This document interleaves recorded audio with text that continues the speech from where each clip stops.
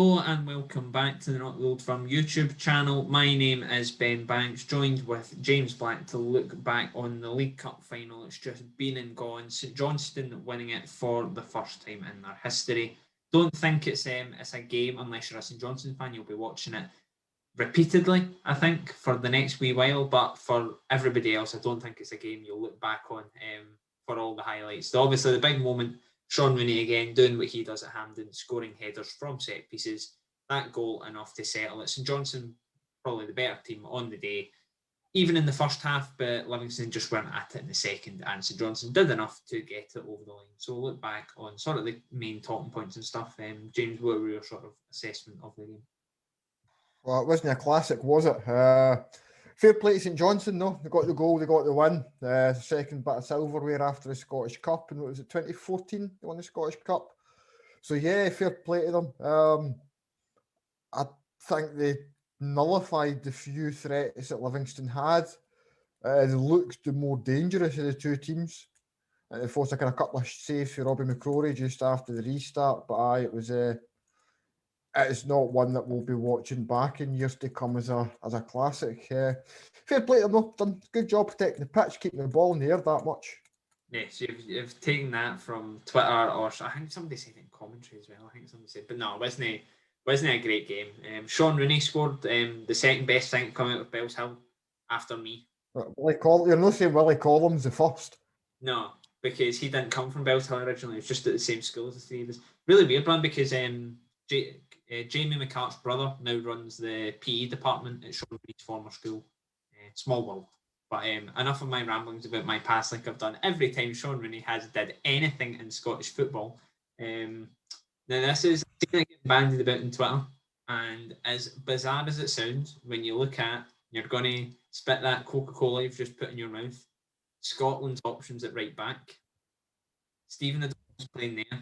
Decent enough right back, but for a team down the bottom end of the Scottish Premiership, does Sean Rooney have an actual shout of going to the Euros? Because Scotland's right back options are few and far between, and it's hard to pick any other right back in Scotland playing better than him now. That can obviously qualify. Do you know what? You could probably make an argument that he maybe should, but I don't think he will. It would be a slap in the face to the guys who got there to bring in Rooney. I mean, I even suggested before all the COVID stuff for the Rangers boys that had Nathan Patterson come in and done a job for Rangers over those kind of 9-10 games plus Europe. There's a potential argument that could he come into the reckoning as well? But ultimately, no, he's going to stick with the guys that got Scotland there. And kind of as cruel as it might seem short term on Rooney, could you really justify who would you take out to make way for him would be the big issue for me. Well, the thing would be is, I know Liam Palmer hasn't played a lot down south, but the way Clark's been speaking in different bits and bobs over the last week, even players like Ryan Gall, David Turnbull, look like they probably won't get to go. He is going to sort of go with the 28-man squad. Not saying regardless of form, obviously, if somebody has an absolute shocker between now and the end of the season, then they might get taken out. But I think it's more Sean, a decent Premiership player, but I think if it was any other position than right back, then you're maybe having a different conversation. But talking about Marvin Bartley, the decision to Marvin Bartley, Sean Rooney. Marvin Bartley does feature hand in hand with his name, I suppose, in this final. The decision to play him left mid perhaps shocked a few people. Marvin Bartley did his best. But I was looking online there. I think he's played left wing once in his career, and he probably wasn't 34. I don't get it. But honest, don't get it. I don't get what Martindale was trying to do. I don't get what the thinking behind it was. I don't see how it's strengthened Livingston in any way. And I mean, we spoke about it before we started recording this, that we've seen a few kind of weird tactical selections down the left for Livingston this season. F.A. Ambrose at left wing back being my kind of particular favourite. And this is every bit as mental a kind of selection as that is. So I'll need to hear what David Martindale says after the game, his kind of explanation of it, or if he gives one. But as it sits now, I pass, no idea. Yeah. It's one of them that if it comes off, you look like a tactical genius. But if not, like it hasn't done, um, people then begin to ask questions about it.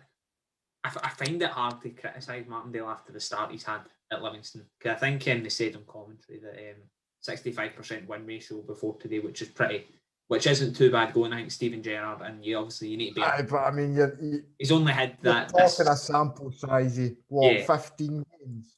yeah. 50, I think it was 18 games before today. So obviously you need to be that. But What's the last 5?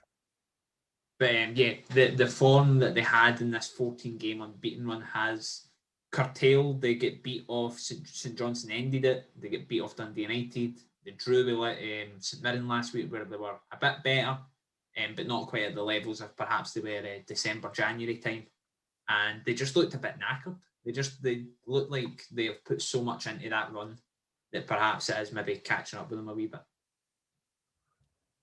Does this affect their league form, do you think? No, Just kind of on, because they're sitting, I mean, we've spoken about this as well, St Mirren, who they've not exactly been in the best of form themselves. I think yesterday was their first win in 5 in the league. I think it was maybe first 1 in 6. It'd be like a string of draws before that. But there only is maybe 4 or 5 points between them. It's really close. And I think with the potentially 5th place being a European spot next season, most years there's not a lot at stake to finish 5th in the Premiership. But I think with this season, as I said, the Scottish Cup might not get finished in time. We could well end up seeing the top 5 going into European football next season. So it's kind of squeaky bum time for Livy and David Martindale. Yeah, but I think as well, Livingston, as boring as it sounds, now I think every club should be like Tony Fitzpatrick, as bonkers as it sounds, where he pretty much said we're going to try and finish 6th, despite the fact that we have no real right to finish 6th, and they've looked like they're going to do it. I think at the end of the day, it does come down to Livingston's ambition is to stay in the league every year. They are still one of the lowest budgets in the league. For them to be sitting 5th and comfortable in the top 6 is a great achievement at this, considering where they were when Gary Holt was leaving his post. But I think it's too late for it to affect league form. I think their objectives in the Premiership have already been completed. So even if I'd agree with that. But I think now when you're sitting where they are in the table, I think you need to kind of have that acceptance that 5th could be a big finish. As much as they'll have probably sat down at the start of the season and says, yeah, top 6, fantastic. When you've got such a big carrot in front of you, and it'll be the Conference League. If my understanding is correct, the Scottish Cup winners' place would go to 3rd in the league. Aston. And then 4th and 5th would be. So it'd be, I think, if there might be a place in the UEFA Conference League, you would get it for 5th, which it's not to be sniffed at. It's a real good opportunity. So I think they need to get back on form. I mean, what was it, 11 games in the spin they won or something? So they've got the players, they are capable. We've spoken about it countless times this season, how they've kind of underperformed a bit given the players that are there and the results they had last season. So it's going to be a big couple of months, I think, for them.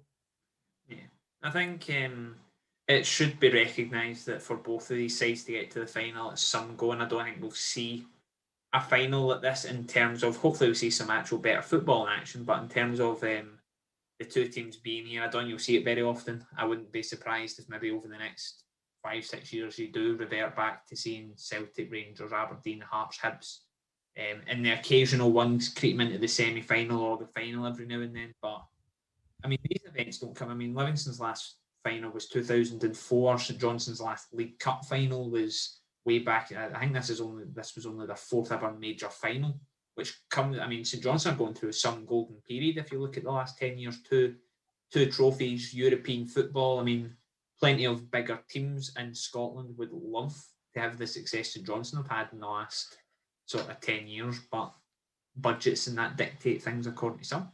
But yeah, good period for St Johnstone. It'll be a sore one for Livingston, I think. We'll leave it there. Who have they got? Midweeks, St Johnstone are away to Hamilton, and doesn't get any easier for Livingston, I don't think. I mean, how Mullow had the similar in 2018. They obviously had the League Cup final, and then 3 days later they had a dominant Celtic side coming to Fir Park. So I mean, it's a similar situation for Livingston. The fact that they're playing a Rangers side who are a couple of wins away from the title, they'll need to kick into gear straight away. Massively. And especially because they're going to lose Robbie McCrory for it. So you're going to see Max Stryjek come back into the side, which is going to be just a little bit of upheaval again for them at a time where you probably not want it, given the nature of the defeat to St Johnstone. I mean, it wasn't one. St Johnstone were the better team, but I mean, you can't say by any stretch of the imagination that, you know, St Johnstone absolutely dominated that cup final and were, you know, 100% outright worthy winners. They were, both sides were kind of equally as poor as each other, and St Johnstone were maybe kind of slightly less poor of the two. So yeah, you'd kind of want to be getting out of that slump, and we're losing McCrory. It's just a wee bit of upheaval for them, so it's going to be a big task for them midweek. But I want to say as well, like, both clubs should get massive credit for the promotional stuff before the game. Yeah, it was very good. They were good with us as well. Obviously, we spoke to Gavin Riley and then Liam Gordon. But I know St Johnstone and Livingston, every single player has been out doing media pretty much. The managers have been everywhere and on their own actual club social channels and things like that. I think it was natural that from places that it was going to be lessened, especially after the week in Scottish football. I think it was you were just because of the nature of the final, because of the two teams. Me and you know how this works. You were never going to see the same amount of output if, for example, it was a Celtic Aberdeen final. Yeah, absolutely. But the clubs have more than managed, and local papers and fan media and stuff like that have more than filled the gap, I think, with lots of good stuff. Especially everybody being at home, because I mean, we've spoke about it already. It's both clubs were going for their second major trophy to this afternoon, so these cup finals aren't common occurrences for Livy fans and St Johnstone fans. So we're kind of having to have had that distance with all the COVID stuff. The lengths the clubs have went to kind of try and keep fans engaged, I think it deserves huge credit. Yeah, but just in St Johnstone have clearly been bold, because already as we record this on sale, we weren't there. St Johnstone League Cup winners tops, so fair play. That is bold marking. I can imagine a few of them are already in stock and were ready to go straight in the bin if they didn't win, but fair play. So no, we'll leave it there. I hope you have enjoyed. Do remember to like this video, subscribe to our channel. We'll have all your usual Premiership review and preview nonsense next week as well, on top of any other wee bits and bobs we get a hold of. But until next time, subscribe to the channel and take it easy.